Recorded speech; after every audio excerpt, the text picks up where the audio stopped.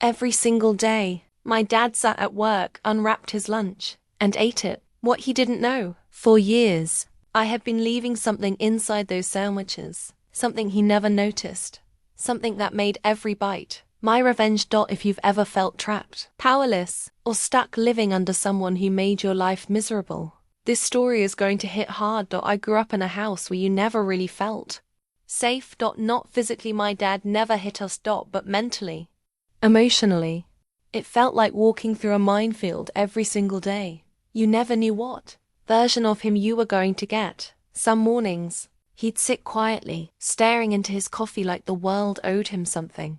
Other days, it started before sunrise, doors slamming, cabinets banging. His voice cutting through the house. Why isn't this done? Why do I have to do everything myself? Does anyone in this house even care? And the worst part, it didn't matter what we did. It was never enough. My mom worked a full-time job, still woke up early every morning. She'd quietly move through the kitchen, packing lunches, making sure we had breakfast, getting my siblings ready, and preparing herself, because if one thing was wrong, even one, my dad would lose it. Not physically, but in a way that stayed with you. Sarcastic comments, that cold tone, the kind that makes you feel small, like you don't matter. One of his expectations, because it was never a request, was that his lunch be packed every single day. 2 bologna and cheese sandwiches. Mayo, mustard, snack cakes, crackers, a soda. Same thing every day. And if it wasn't ready, he'd throw a tantrum. A grown man, acting like a child. I remember one morning, watching my mum. She looked exhausted. Not just tired, but drained. Like something inside her had been worn down over the years. And something inside me just snapped. I was a teenager. Angry, bitter, done. I didn't care about understanding him. I just knew he made our lives miserable. And no one ever pushed back. So one morning, I did something small, something stupid. I made his lunch. Same routine, same bread, same bologna, same cheese. Spread the mayo. Then the mustard. And before I closed the sandwich, I paused. Stared at it. And thought, he doesn't deserve this. Before I could overthink it, I used the mustard and drew something inside the sandwich. A dumb, childish symbol.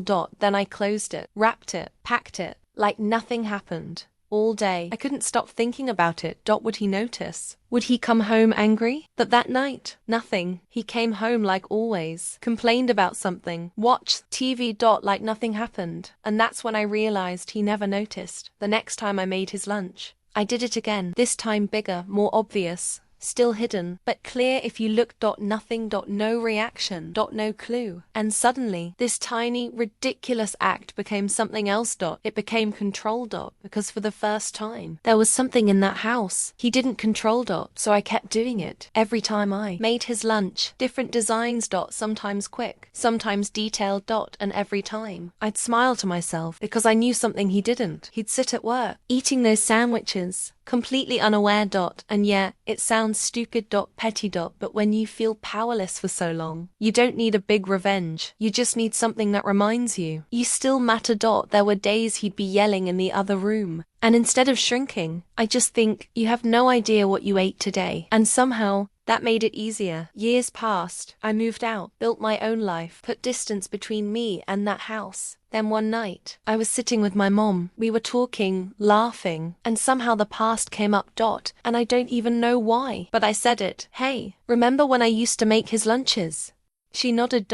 I smiled a little and said, yeah, I used to draw stuff in them with mustard. She paused, looked at me. Then suddenly, she burst out laughing. Like really laughing. And through the laughter, she said, oh my God, I did that too. I just stared at her. Wait, what? She kept laughing and said, yeah, sometimes I'd write mean things in his sandwiches. And in that moment, everything made sense. All those years, all that frustration, we were both fighting back in the smallest ways possible. Not to change him, but to survive him.